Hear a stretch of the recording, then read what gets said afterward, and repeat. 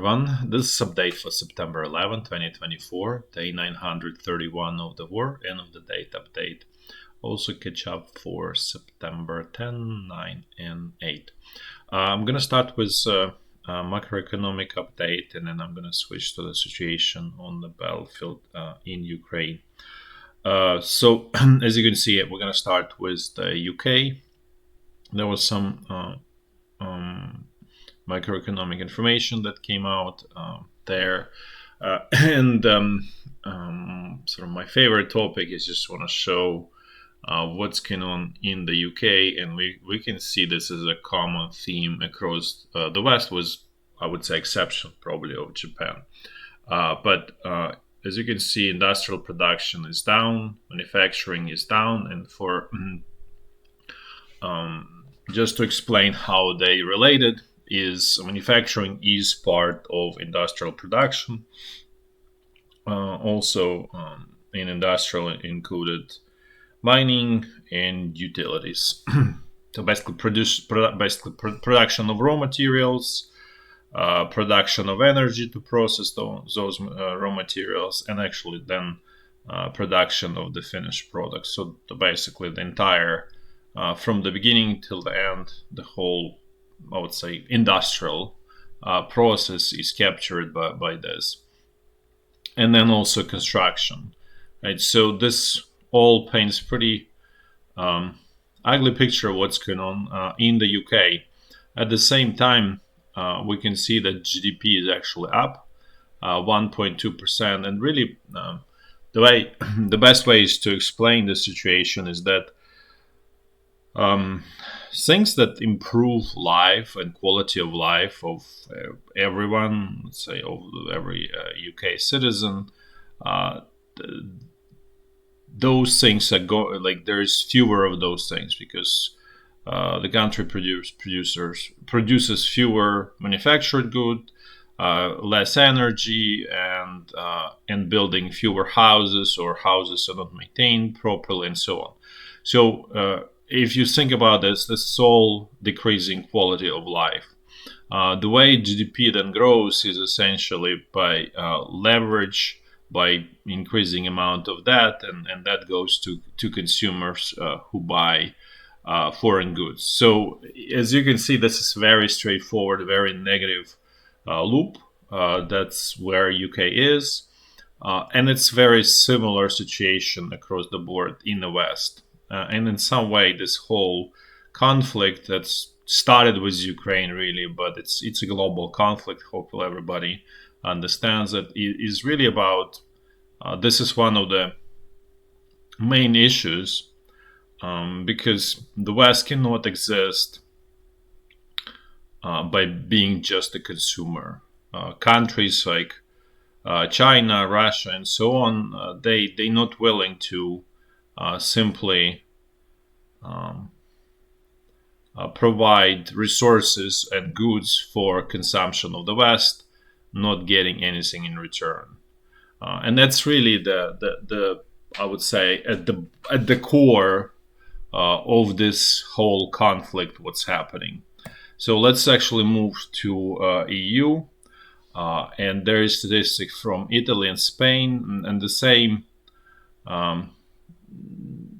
Negative picture there, and Italy is obviously on the worse than Spain, and looks like Spain is also going into negative territory. So again, Spain was obviously not a major industrial powerhouse in Europe. Italy is part of the major sort of industrial base in Europe, along with Germany and France, and obviously there's Netherlands, there's other countries, but this again confirms that when so many indicators point in the same direction, it means that there is close to zero opportunity of error. That it's all very consistent and very logical. And then make sure and show before problems with manufacturing in Europe, and I showed the PMI for France and Germany. There's probably everybody knows that there are problems with manufacturing, industrial production in those countries. But let's actually look at what's a sort of root cause and where it's going in continental Europe. So the basis of say European prosperity, and it's obviously driven by Germany, is manufacturing, and I would say value-added manufacturing, including one of the main components is auto manufacturing. Obviously, aircraft building is another one, but the main one is auto. It employs a significant number of people with relatively decent paying jobs, and it also creates sort of derivative jobs to supply in the supply chains for auto manufacturing, because auto manufacturing requires a lot of suppliers of various components and so on. So this is, in some ways, it's similar to construction, where there's a long supply chain. There's a lot of the suppliers, and the reduction in construction leads to significant negative effects throughout the economy, and the same is happening in auto manufacturing. This is obviously, I would say, almost like a basis for German economy. And the reason I pulled these two charts is to explain what's happening and why German auto manufacturing is in very dangerous situation, and strategically looks very, let's say, could die, and that will really destroy German economy and obviously EU economy with it. Because that's one of the main bases, and will lead to significant social unrest, because we're talking about millions of people who depend. This is not just isolated to, let's say, 50,000 people, 30,000 people, or 10,000 people. This is very serious situation that's brewing and developing in Germany as sort of main place. And let me explain why strategically, essentially, I would say it's not final, but Germany lost to Chinese EV manufacturing. So this is basically what's going on in China, is that electric vehicle manufacturing and sales basically starting to be taking more than 50% of the total car sales. So I mentioned this before, that electric vehicle is much easier to manufacture. It's much more simple. Doesn't require as much skills and knowledge relative to internal combustion vehicle. And obviously Germany excelled in manufacturing internal combustion vehicles. This ICE. This is it shows internal combustion vehicles. And Germany and so China never was able to actually gain the right skills. The Chinese workers, they just don't possess the right quality, right attitude to produce, let's say, high quality product, specifically cars. And for that reason, China never made a breakthrough in auto manufacturing until recently. They tried many times, and they failed many times, until actually electric vehicles came, and that allowed China to actually outcompete Germany in passenger car manufacturing.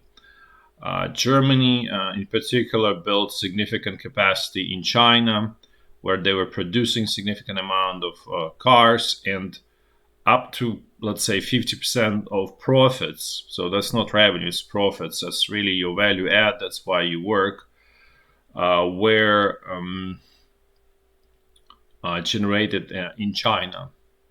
So all of this sort of sanctions and then shift in China, where consumers are switching to electric vehicles, which are Chinese made, Chinese brands. This leads to the situation where purchases of say German cars in particular, but similar situation with other manufacturers, including Japanese, they are dwindling, right? So this leads to the situation where German manufacturers are completely strategically destroyed. That leads to low capacity utilization in Germany and generally in Europe in auto manufacturing factories, which then forces hand of these other manufacturers that they need to lay off people. And we about to enter that phase. And I'm talking in particular about Volkswagen, where probably by the end of the year they will start large layoffs, or early next year. But that's where things will start really developing in very negative way in Germany, when you have a lot of unemployed people, and that's where Germany is heading. And again, so this whole why this disaster happened, and the explanation is very simple: is a policy mistake in Germany and in general in the West, where there was a push for these electric vehicles, where there was thinking that somehow that's the next step, in development, that's future, and the West will continue to maintain its competitive advantage by moving to electric vehicles. Actually backfired, because China managed to seize competitive advantage.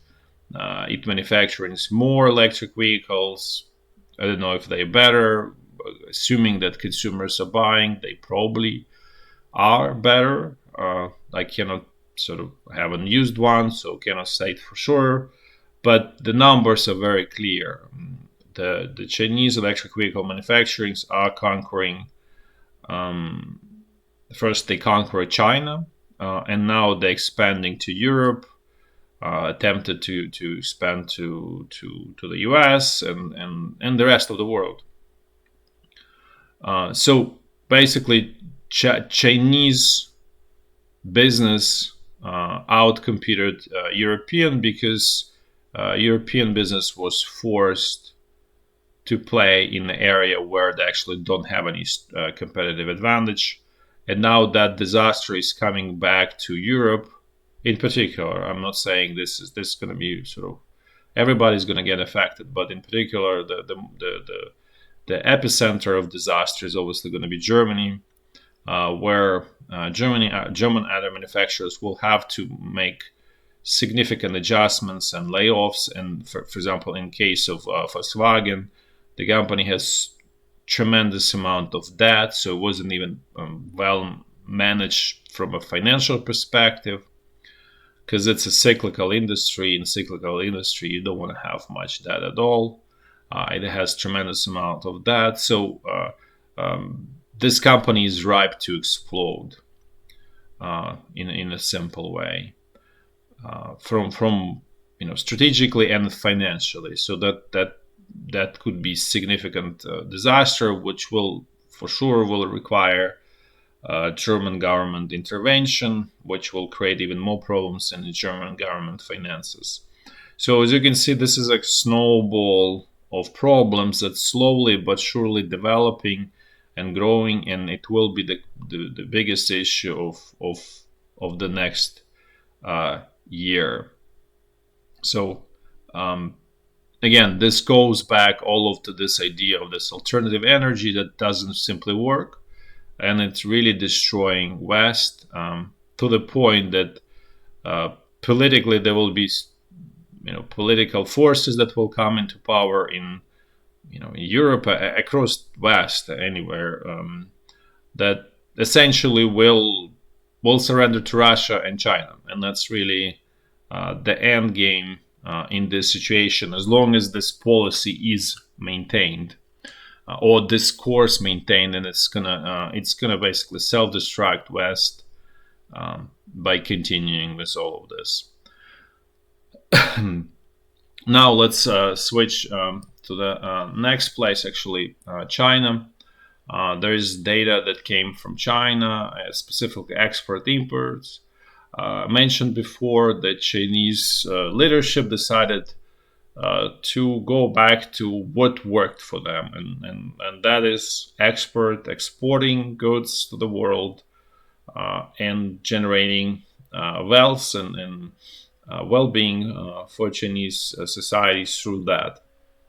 And China is pushing that, went into overdrive. So as you can see, exports went up 8.7%, despite all of the sort of sanctions, all of the attempts to create barriers. And actually, talking about barriers, going back to what I was talking about, this disaster in Germany with other manufacturing. So the response of European government and let's say US government and so on is, let's put tariffs, let's block Chinese electric vehicles from being sold in let's say in the West and generally. And that's obviously a disaster. It's a knee-jerk reaction. It's showing that there is no understanding how to solve the problem in proper way, because putting tariffs is really, it's in some way is almost like putting your head in the sand and saying, okay, nothing is happening. That's effectively what tariffs are. Because you're not competitive, you're admitting you're not competitive, and you try to build a wall, and it never works. In the long run, it's gonna actually exacerbate and accelerate disaster situation. So it's one policy mistake on top of another, and it's again snowball of disastrous decisions that will actually it will implode in major way. So going back to China, so despite all of these tariffs and so on, China is ramping up its exports, and actually, if you look at the imports, they only grew up 0.5%. So this is extremely favorable situation to China, where they increase their revenue, but expenses almost stay stable. So your profit, which is difference between revenue minus expenses, is going up, and that's why you see in a trade balance which went up. And sorry, I didn't put it correctly. It's actually August, not July. So as you can see, China is back to what worked and where it's extremely competitive, and that will allow China temporarily to get through their real estate disaster. That also was huge policy mistake in China, and not building this debt-driven consumer economy that China attempted since 2008, and then it really abandoned it relatively recently. So because that experiment was disaster in China, and Chinese leadership decided to abandon that project, and that was sort of as a part to integrate with the West. And it's going back to this export-driven model really tells that China decided to go solo, and doing what works, what's best in Chinese interest, which is, say, normal reaction. There is nothing unusual here, as long as everybody else does what's in their best interest and not something else, which, as I stated, which I explained, West was doing. So this will actually put even more pressure on West, and will lead even to bigger problems down the road in the West, unless it changes its course. And as that's sort of the takeaway from all of this. There's some information that came from the U.S. I mentioned last time that I wanted to look at the fiscal situation in the U.S., but the Treasury statement was not published. Recent one. It was supposed to be, so probably next video it should be published by then, and we'll go through that in detail to show problems in the U.S. and in the West, because U.S. is part of the West. Spoke at length about Germany and Europe, and U.S. has its own problems, but they all, in a way, bottom line, very similar what I stated before, that this desire to get rid of manufacturing and do this transition to alternative energy, and just generally, I would say, in quotes, transition. It's a disaster, and it doesn't work, and the rest of the world does not follow. Let's put it this way, and you cannot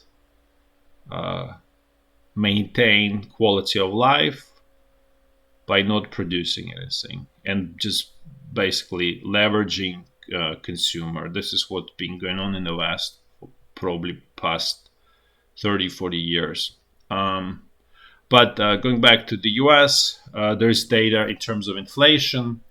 There is sorry, core CPI, and then just general CPI, and as you can see, CPI went down significantly, but the problem is that core CPI remains the same. As you can see, 3.2 versus prior July 3.2. It's not going down, and so just to explain how this is possible and why core CPI is actually matters, because this CPI has a lot of sort of, call it, volatile components, or components that skew the picture. And one of those are, let's say, energy, such as gasoline, that went down, and it helped to sort of, optically, it kind of creates illusion that inflation is getting under control, which is not. Because what drives inflation right now in the US is everything related to real estate, meaning housing, and then rent or expenses related to housing. So everything's related to your sort of personally, where your housing expenses generally, whether you purchased home or purchased using debt or renting. All of these housing expenses are exploding in the US, as well as insurance, and that's really what's driving. And those things are most, or how to say, they have huge inertia, they're very constant, and they really driving this core CPI higher. It was temporarily masked by this reduction in let's say energy costs, but again, and then also some reduction in the car costs, because apparently there is a problem brewing in the US where a lot of people purchase cars that they cannot afford, and now they basically returning their cars to their lenders. So that's some financial problems that's brewing in the US, that forces prices for used cars to go down, and there's also demand is down for new cars. So that really is the drivers for this better CPI number, but it's not really reflective, or like, let's say, average person doesn't feel that so-called relief. And now that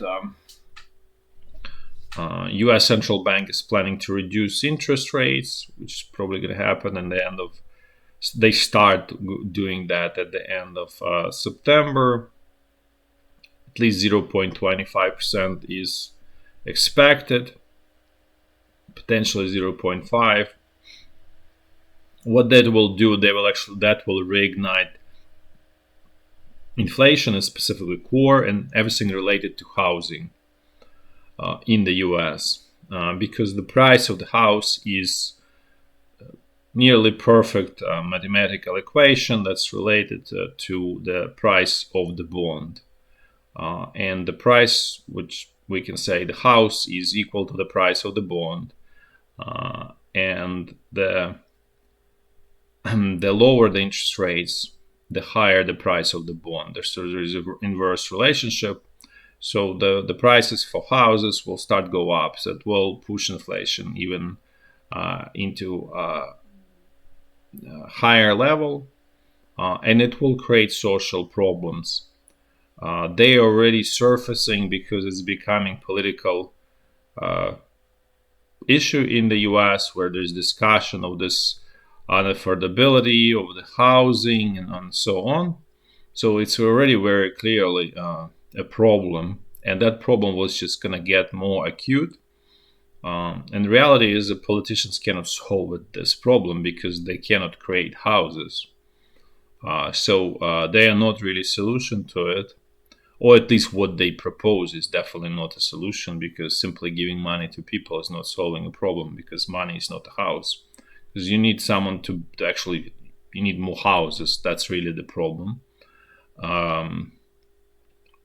Or let's say that's where the solution, the right solution to the problem. And so this decision by the US central bank will sort of reignite and exacerbate this political problem. So that will basically become even bigger political issue in the US. And in some ways, I mentioned this before, is that central bank is essentially taking this whole problem, what's going on with too much debt and so on, and back to actually where the source of the problem is, which is political class in the US, and specifically fiscal deficits. And then next video I'll explain how it's all affecting actually everyone, and that's the main source actually of inflation. So because technically US any central bank can solve this problem of this inflation by increasing interest rates much more, and essentially I wouldn't say destroying parts of the economy, but making basically freezing parts of the economy. So you're freezing demand, so they can destroy that demand. That will lead to very painful adjustment, high unemployment, and so on. And obviously, central bank is going to be blamed for that. They don't want to be blamed for that, so they push this problem to political class and let them sort of figure out how they're gonna address it. And in some ways, it's probably a clever way, and it's probably appropriate, because central bank they don't generate the problem in the first place. It's generated by the political class. And so they are really the key to the solution. And given that no political class anywhere in the West even talking about addressing this problem, it really tells us that things are going to get worse before they're going to get better in the West.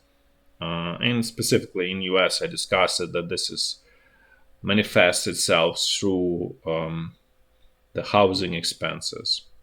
There was actually, I think there was one of the viewers who stated that the inflation is not correctly sort of measured, and it is partially actually true, because you cannot have one measure inflation for the entire population, because everybody feels inflation differently, because their spending is different. The proportion of how they spend is very different. So in some ways, it's the best thing is to create, like, let's say, quintiles, and every quintile will have its own inflation metric. That would relatively, would say, would be better solution, because it will sort of, people in that quintile would feel, that would reflect how they feel that inflation metric. Right now, it's too crude.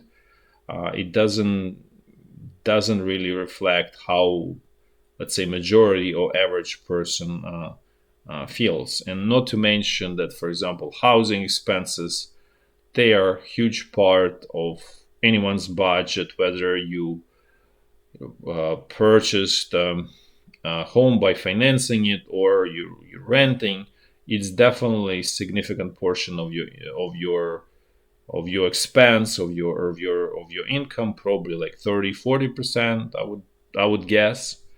And that is not properly weighted in a basket for inflation. If that were properly weighted, the inflation would be higher. So in other words, this inflation sort of measurements by government, it's completely, let's say, broken, and it's not really reflecting how, as I stated, average person is feeling on the street. But at the same time, this incorrect metric is being used to make decisions by central bank.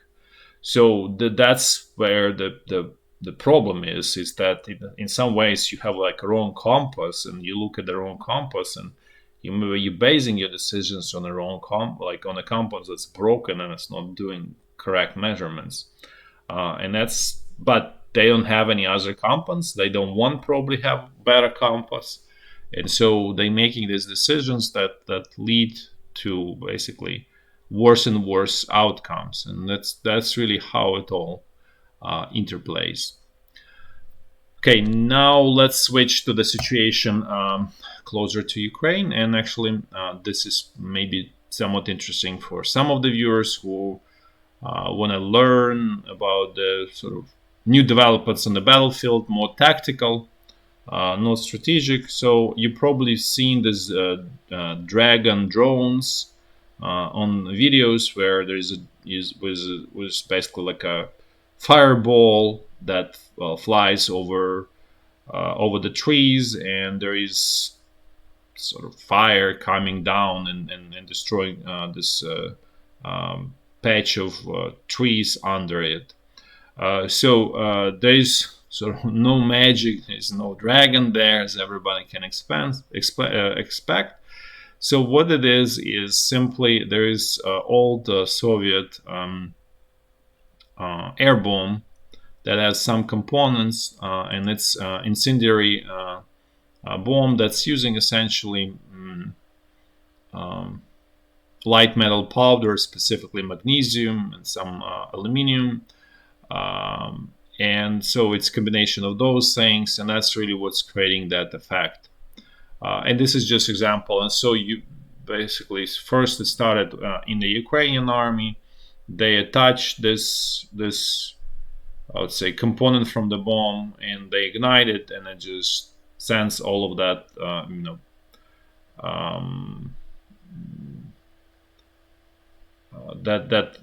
that metal that's burning, it goes down, and it helps to destroy those patches of woods, which is difficult to assault, and that's the reason for attacking. This is essentially the reason it's being used is to in attempt to destroy these patches of woods, which are main strong points in this war. So basically, you have a field, and then you have these patches of the woods, that thin lines of woods that separate them, and it's really the fighting is going on from one patch of the woods to another, because field is essentially it's impossible. Well, it's possible, but it's extremely difficult to hold defensive position there. So as you can see, you have a drone, then you attach this component from this bomb, and there are several variations of these bombs that were done, and it roughly has, I think, 1.7 kilogram of this compound, and I think more like 250 grams or something like that, or 280 grams of magnesium there as the main incendiary component. So that's hopefully sort of explains there's no magic. It's pretty actually reusing old things and then an old munition essentially to help with tactical sort of problems. Now let's move to the situation on the battlefield in Ukraine. Gonna do it in a clockwise fashion as I always do, starting from actually Kursk region of Russia, where the Russian forces actually did counterattack. And actually in, I would say, a pretty unexpected location, and actually they pushed Ukrainian forces a little bit towards east.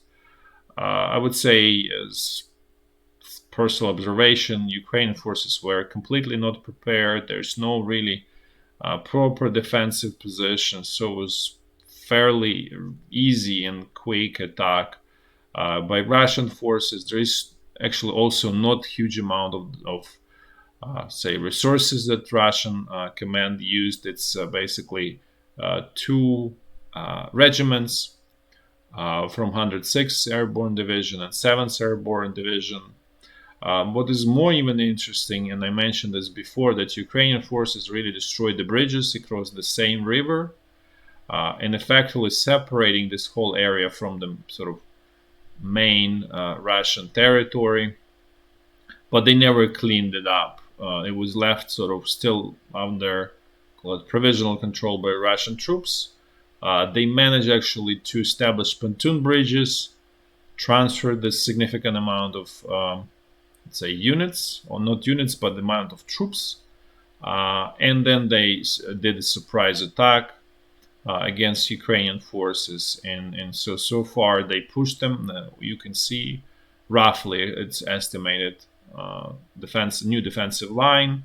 It's not truly defensive line in terms of there's no proper engineered defensive position. So but the more important takeaway from this is, I would say, incompetence in Ukrainian army, because they missed a significant amount of troops that were using pontoon bridges to cross on the other side of the same river, and it should be easily detectable by reconnaissance and should be preventable. These pontoon bridges are easily destructible. And so on, but none of that happened. And then there was a surprise attack, and there's no preparedness in terms of the proper defensive lines. It's just completely relaxed, everything on the Ukrainian side, and so it led to, I would say, painful experience for Ukrainian troops. But really, hopefully, this really small case explains the problems in the Ukrainian army. That's why I mention, and I refer it frequently. It's a peasants' army. It's not able to do basic things that are expected in the war, and that Russian command is unfortunately progressing and getting better relative to Ukrainian command and Ukrainian army, and that's really the root cause of the problems in general that Ukraine is experiencing on the battlefield and why it's losing its territories. And this is just a small example of how it exactly works. So now this is the older prior picture, and this is, I shown this before. There were 3 bridges, all 3 were destroyed, and yet at the same time it was left unattended, unfinished. And also, apparently, there was no paying attention to these pontoon bridges. Not to mention that this is significant amount of troops, at least 2 regiments. So that should be detected by the reconnaissance and in advance, but yet that was completely missed. Now let's move to situation northeast of Kharkiv, where there are no changes at all. Things are completely in a stalemate here. Now let's next section of the front line, North Lugansk. Things here also relatively contained relative to other sections of the front line. Things not perfect, but there are no major Russian advances here. Then the next section is North Donbass. The northern part relatively okay, but there are some problems in the southern part where Russian troops are sort of expanding what I mentioned before, where they need to capture this eastern side of this freshwater channel. That's what they're trying to do. They almost captured this village Grigorivka, so they basically need to expand to north and in the south, so that then they can kind of create pincers around Chasiv Yar. And it also appears that that regiment was sort of, call it in quotes, borrowed from 106th Airborne Division, potentially from others. That's what at least known. So it goes back to the situation that Russian command is pulling. Basically there are a section of the front line that are donors that are not as critical for Russian advances. Also, situation is developing in a negative direction for this bridgehead on the eastern side around Lysivka, and it's possible it's going to be lost pretty soon as well. Basically, Ukrainian forces are going to retreat on the western side of this freshwater channel. Now let's move to the central Donbass section of the front line, where things really not going well. This is just general picture, and just want to more focus, provide some of the updates. I didn't actually update from the last time because there's not huge Russian advances, but one advance, they captured the village Lysivka here, so this becoming even longer. This like advance by Russian forces, so now it's extending all through Lysivka essentially. Here there are some small advances west of Novogrodivka. The more important problem is actually that Ukrainsk is almost lost, and probably in a day or two it will be sort of officially discussed and mentioned as lost. The only essential stronghold there is this coal mine that I'm showing. The most of the town is at this point is lost. The bigger problem is that it's sort of semi-encircled, so Russian troops are essentially advancing toward south of it towards west and north of it towards west. So it's essentially done deal for Ukrainian forces that they're gonna lose it, and then it's really becoming even more open space with a couple of these villages, as you can see, and it's basically creating bigger, opening the gates for further advances west in south of Selidova, and essentially that puts Selidova itself into the situation that's going to be lost. And let me explain. So this is we have this sort of situation when Russian troops are advancing here south of Selidova, and it's just typical straightforward strategy where you create pincers and they probably will resume advance north of it and south in the same way as Ukrainsk lost, the same way Selidova is going to get lost. They attempted to sort of storm Selidova, but there were some reinforcements from Ukrainian side, and it sort of stopped and stalled, and Russian command understanding that's going to be too expensive. They don't want to expend resources, so they do what's sort of right in this situation by encircling or creating encirclement threat and forcing withdrawal of Ukrainian troops. So with the fall of Ukrainsk, that will sort of accelerate loss of Selidova, which is going to be next major point to be lost. Also, Ukrainian forces retreated from Nevelske. As you can see, it's this kind of peninsular or semi-pocket.